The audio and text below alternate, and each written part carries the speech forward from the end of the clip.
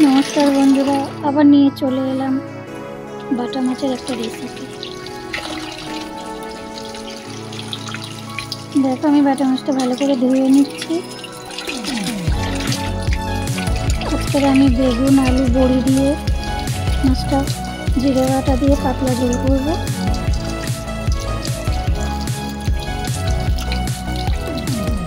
বাটা মাছ খুবই সুস্বাদু, খেতে খুবই ভালো লাগে। তোমরাও বাড়িতে করো, খাও। দেখো মাছটা আমি সুন্দর করে ধুয়ে নিলাম। দেখো আমি কি কি উপকরণ দেবো এর মধ্যে।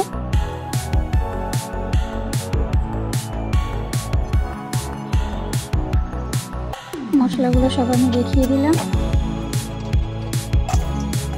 দেখো বড়িগুলো আমি আগে ভেজে নেব। বড়ি, আলু, বেগুন এগুলো আমি আগে ভেজে নেব। মাছটা আমি পরে ভাজবো। মাছটা ভেজে এগুলো ভাজলে এগুলোতে সব আমার একটা আঁশটা আঁশটে গন্ধ হয়ে যায়। আমি বড়িটা লাল লাল করে ভেজে নিলাম। এবার আমি আলুগুলো ভেজে নেব।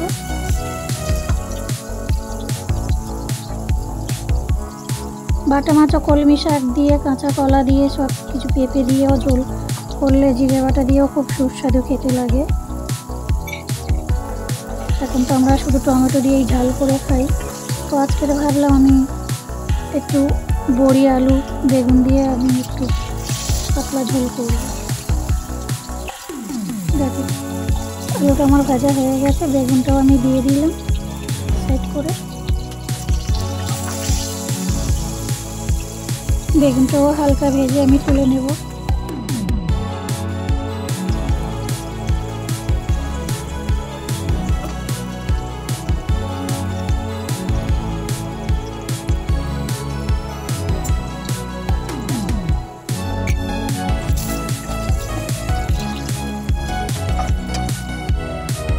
মাছটা আমি সুন্দর করে মাখিয়ে নিচ্ছি। নিয়ে আমি মাছটা ভাজতে দেবো।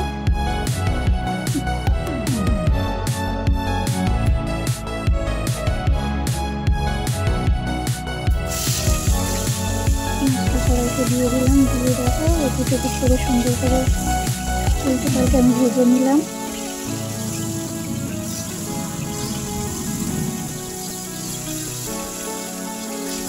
এত বড় মাছটা কড়াইতে ধরছে না ঠিকঠাক, ভেঙে যাচ্ছে, মাথা ভেঙে যাচ্ছে, পেছন সব। দেখো এবার আমি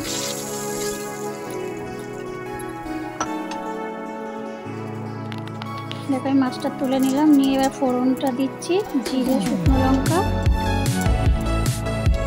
দিয়ে আমি এবারে বাটা লঙ্কা দিচ্ছি। যেহেতু আমি একটু রিচ করে করছি, তোমরা চাইলে কাঁচা লঙ্কাও দিয়ে করতে পারো। বাটা লঙ্কা দিলাম, আদা আর জিরে সব বাটা ছিল দিলাম।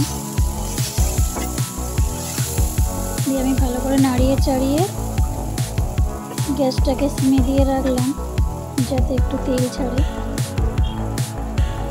একটু হলুদ দিয়ে দিলাম। দিয়ে আমি একটু নুন দিয়ে দেবো। মশলাগুলো ভাজা হয়ে গেছে, আমি এবার সবজিগুলো দিয়ে দিচ্ছি। সবজিগুলো দিয়ে আমি ভালো করে একটু নাড়িয়ে চাড়িয়ে আমি জল দিয়ে দেবো। নাড়িয়ে ঢাকা দিলাম যাতে একটু তেলটা ছাড়ে।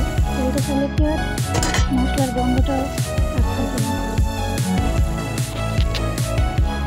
তরকারি, মশলা, সবজি সব একসাথে সুন্দর করে ভেজে জল দিয়ে আমি ঢেকে দিলাম।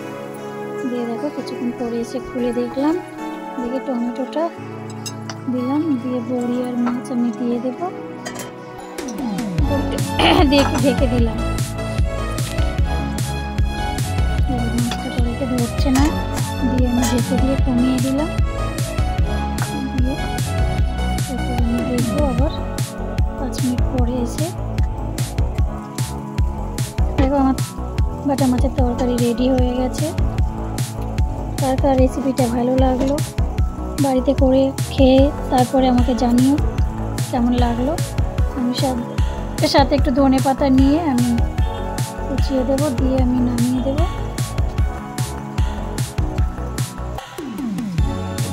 তোমরাও চাইলে এভাবে রান্না করতে পারো।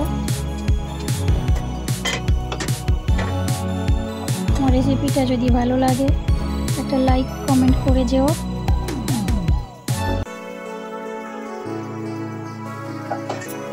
Recipe ready.